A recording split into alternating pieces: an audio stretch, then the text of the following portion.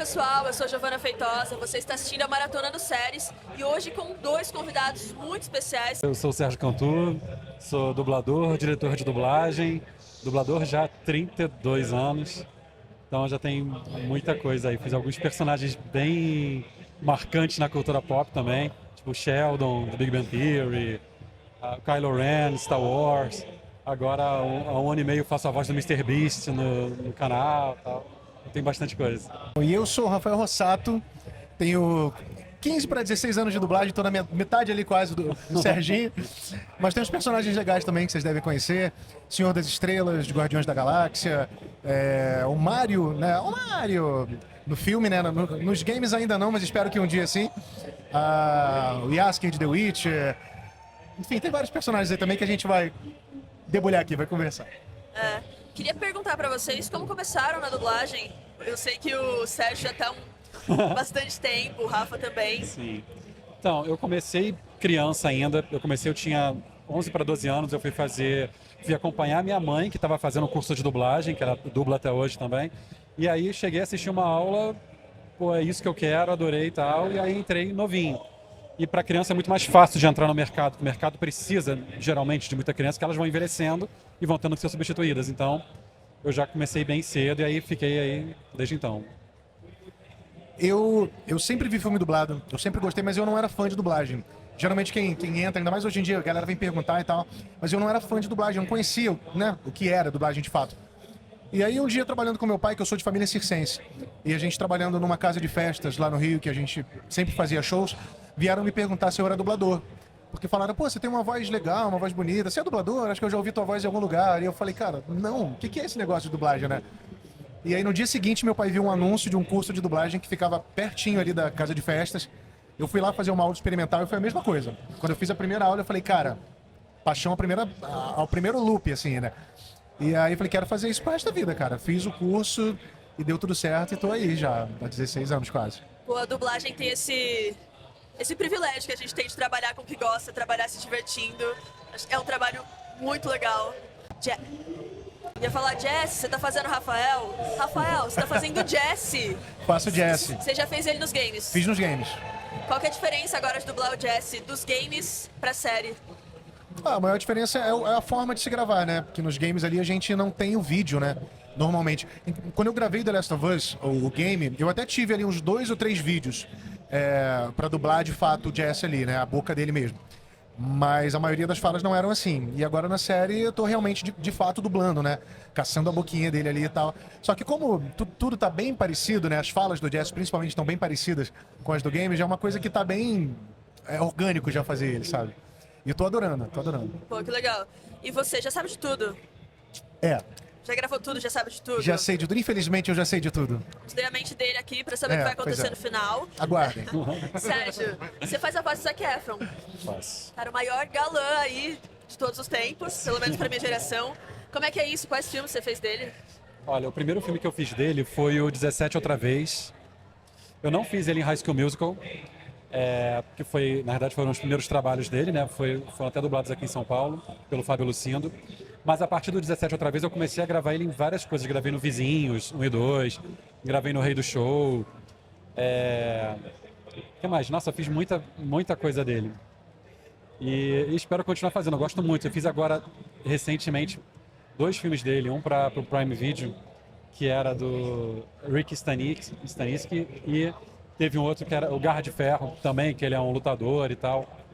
Já fiz mais de 10 filmes dele, bem legais. E acho que combina, sabe? Eu gosto bastante de trabalhar com ele. Combina, não dá pra imaginar Fica muito sem bom. você. Ah, que bom. Vocês cantam eu sei que o Rafa canta pra dublagem. Você canta, Sérgio? Não como o Rafa. Tipo, ele canta demais. Eu consigo quebrar um galho, tipo, por exemplo, o Rafa domina a técnica de belting, essas coisas todas. Eu consigo, tipo, se o personagem estiver cantando e a canção não for nada absurdamente complicado, eu consigo, porque eu tenho algum treinamento de canto também. Então, por exemplo, eu dublo o Kermit do Muppets, tanto no Muppets quanto no Muppets Baby. E eu cantava todas as músicas, tanto no Muppets Baby quanto no Muppets. E funcionava. Mas acho que, tipo, sei lá, um filme da Disney, como o Rafa faz, não sei o que, talvez Não digo que eu não vou conseguir, mas que eu vou dar muito mais trabalho, com certeza vou. Não, mas vai conseguir, pô, lógico. Então, não tem muito tempo de preparação, né? Como até a gente estava falando no palco ali, o Serginho até comentou hoje na hora do nosso painel ali, a gente, na maioria das vezes, só vai saber o que a gente vai dublar na hora, né? Então não dá muito tempo de se preparar. É lógico que quando você vai gravar canção, você sabe que a canção... Isso era uma coisa que eu fazia. Por exemplo, quando eu ia gravar no Muppets, a gente fez agora, há pouco tempo, a redublagem de toda a série clássica do Muppet Show, dos anos 70. E eu fiz o Kermit Tennessee, ele entrava em todos os episódios e tal. E quando tinha alguma canção, eu sabia que eu ia gravar, eu já perguntava qual era, porque eu conseguia achar no YouTube um vídeo antigo dos anos 70, lá daquela canção, então eu já olhava e aí já ia treinando. Então já ia chegando nas notas, que isso aqui é mais assim. Elementar, tal. meu caro Watson. Então eu já conseguia me preparar, mas era um caso muito específico. Porque eu estava fazendo a canção, mas era uma redublagem. Então eu já tinha acesso a esse material ali no YouTube. Então eu conseguia me preparar, mas é muito raro a gente conseguir se preparar antes para alguma coisa. A gente descobre mesmo na hora. Sérgio, você dirige. Quando você começou a dirigir, como é agora? Tem uma preferência por dublar ou dirigir? Como é o processo? Olha, eu gosto bastante de... E eu tenho dirigido projetos muito legais, sabe? Então, eu acho que o resultado ainda fica legal também, porque eu sou fã, geralmente, daquilo também. Então, eu também sou público-alvo, eu sei o que eu quero ver. Então, eu sei o que exigir dos dubladores que eu estou dirigindo. Então, principalmente quando eu estou dirigindo alguma série ou filme, alguma coisa assim, uma produção dessas que eu tenho um carinho especial, é um prazer enorme. E aí eu fico, de fato, muito dividido. Porque às vezes dublando também a gente pega umas produções que a gente faz com todo carinho, que a gente ama aquilo, que tem tudo a ver com a gente, e a gente já dubla ansioso para ver como vai ficar. Eu não consigo dizer o que eu gosto mais. Eu acho que vai depender muito de projeto para projeto, sabe? Mas, assim, amo fazer os dois. Isso que ele falou faz toda a diferença, porque como ele é fã, por exemplo, a maior parte dos filmes da Marvel, aí ele que dirige. E ele sabe tudo, ele manja tudo. Então, tipo, é uma outra pegada, né? É um cuidado, um carinho ali diferente, né? Isso é muito importante, né? Pro público, a gente adaptar pro público e a gente entender o que é o produto, isso é muito legal. Sim.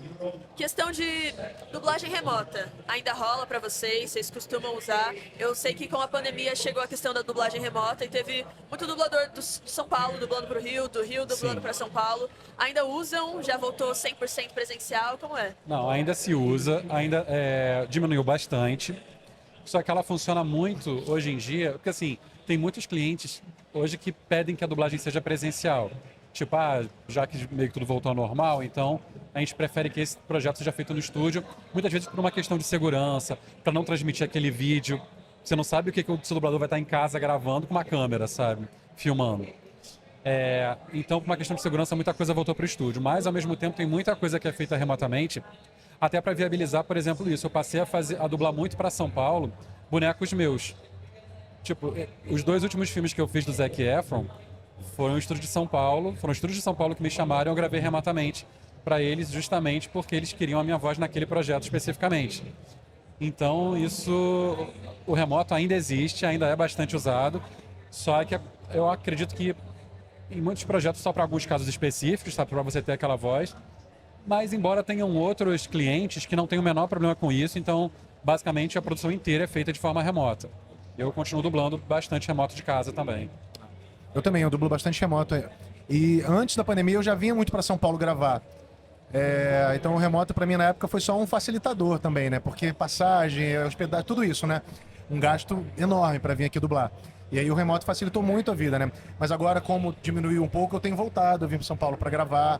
Mas ainda faço algumas coisas menores. Por exemplo, cinema a gente não faz remoto, né? É sempre presencial. E outros projetinhos menores eu faço remoto e quando precisa vir presencial eu venho. Pô, agora com o surgimento da internet também, a facilidade da informação, tem muita gente querendo ser dublador. Acho que tem muito fã, muita gente em cima, muita gente querendo entrar. Que dicas vocês têm para quem está querendo entrar no mercado agora? Dica para quem é novo na área? Bom, é investir no curso de atuação. Porque para ser dublador tem que ser ator, né? Você tem que saber interpretar, tem que saber... a interpretação não é uma imitação do original, né? Você tem que passar a sua verdade naquilo que você está falando. Então você tem que entender aquilo e tem técnicas que você aprende para isso. Então a principal coisa, antes de aprender a técnica da dublagem, é aprender a interpretar. Então, fazer um curso profissionalizante, tirar o registro de ator, que é necessário, e aí depois investir num curso de dublagem, de preferência com um dublador conceituado, uma pessoa que de fato tem experiência de mercado, que possa te passar o que precisa. Eu acho que é o seguinte, cara, corre, sai dessa. Mentira, tô brincando. Cara, dublagem é um vício, é muito gostoso de fazer. Então eu tô brincando mesmo, assim. Se você tem sonho de ser dublador, corre atrás disso que o Serginho falou, procura um bom curso de teatro e depois um bom curso de dublagem com algum professor renomado, uma pessoa que esteja dentro do mercado ali de fato, que vai te passar um conhecimento adequado e te encaminhar bem ali depois, né? Porque o que a gente mais vê por aí são cursos, assim, que, né? Às vezes você vê, o cara ali tem lá, o professor ou a professora, tem um personagem ali que você olha, você nem sabe qual personagem é. Mas aí tá cheio o curso, porque a galera quer muito se tornar dublador, então, né? Então, assim, procura dar uma pesquisada no curso, se ele tem uma fama legal, se quem tá dando aula tá dentro do mercado mesmo, e corre atrás, porque vale muito a pena. A dublagem é gostoso demais. A gente entra no estúdio, o tempo passa muito rápido, Sim. porque a gente tá fazendo uma coisa que a gente gosta. Personagens recentes que vocês dublaram, que saíram aí pra galera encontrar, pra galera ouvir vocês. O Garfield, a última animação do Garfield, cara, foi uma coisa muito legal, fiquei muito feliz. Eu dublei o Fiero em Wicked também agora, ansioso pela parte 2, que eu amei fazer o Fiero. Fiz o Gambit em X-Men 97, que foi direção do Serginho. Jesse, não esqueça do O Jesse, mas aí o Jesse agora na série. Hoje coincidiu de eu vir de L e de legal. encontrar o Jesse aqui, deu match, foi legal. Que maneiro, gostei. Olha, recente, teve um anime que estreou agora na Netflix, que é O Nascer da Lua, que eu faço o Jack, que é o protagonista. Pouquíssimo tempo, tem algumas semanas. Tenho feito muita coisa do MrBeast ainda, agora ele voltou com o canal de gaming dele, então além dos vídeos de Philanthropy, dos vídeos semanais e tal, ainda vai vir mais os vídeos dele jogando e tal. No último que a gente gravou, que foi ao ar na semana passada, acho que foi uma competição de Minecraft. Então ele dava prêmios para quem construísse a melhor cidade, a melhor nave e tal, enfim. Então isso tem chamado muita atenção. Eu vejo muita criança que assiste os vídeos. Ele tá com um canal também voltado para o público infantil, então tem bastante coisa. Eu lembrei de um K-drama agora, né? Não pode, não pode mais. Tá em alta. Pois é. Eu tenho um que acabou de estrear na Netflix, que eu tô dublando, inclusive, está quase uma dublagem simultânea, que se chama Amor no Paraíso, que é muito legal. Eu já assisti 2 episódios, gravando eu achava que era uma coisa mais voltada pra comédia, mas eu já chorei 30 vezes em cada episódio. Nossa. É muito maneiro. Rapidinho, é um casal de idosos, né? O homem, no caso, ele ficou paraplégico quando era jovem, aí ele morre, e logo depois a esposa morre também, e eles vão se encontrar no céu.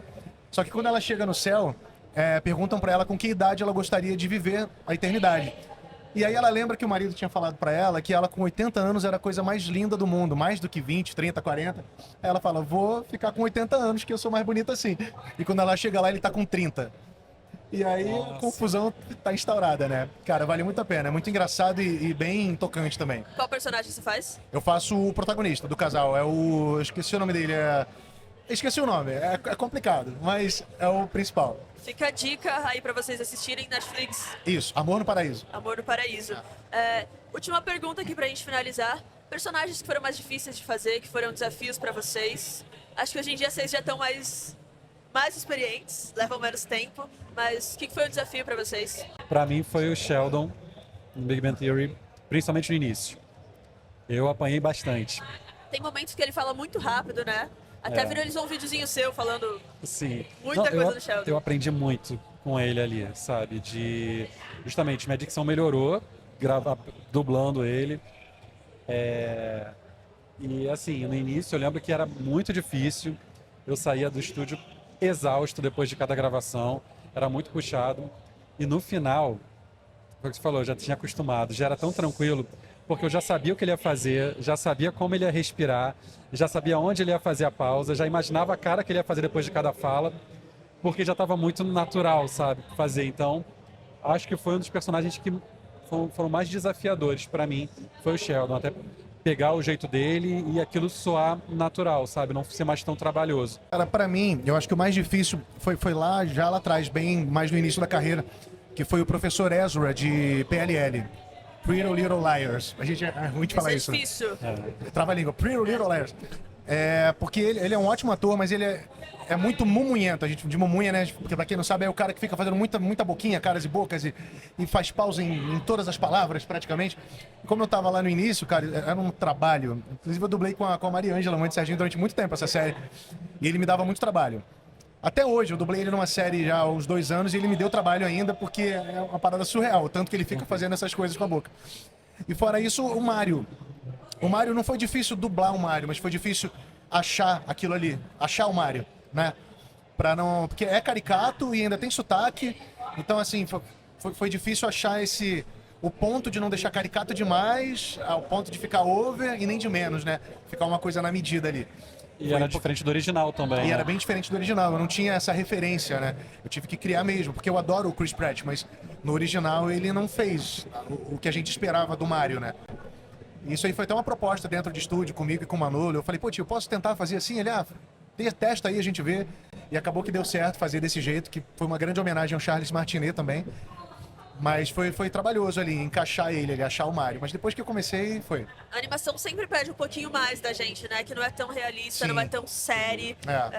Cara, que legal. Também tenho postado muito vídeo lá redublando algumas cenas legais de trabalhos que eu fiz. Recentemente eu tenho feito uns vídeos sobre Marvel Rivals, sobre o game. A gente tá tentando, porque o game não tá localizado em português brasileiro, então eu tô chamando alguns dubladores dos personagens para ver como é que seria, né, pra dar um fanservice, assim, pra galera. E tem dado super certo, inclusive, né, quase virando uma campanha pra NetEase localizar esse game. Então, curta lá que vocês vão gostar. Incrível. Muito obrigada, meninos, pela participação. Obrigada a vocês por terem assistido até aqui. As redes de todo mundo tá aqui embaixo. E acompanhem para mais entrevistas sobre dubladores e curiosidades sobre séries, filmes e dublagem. Tchau! Obrigado, valeu!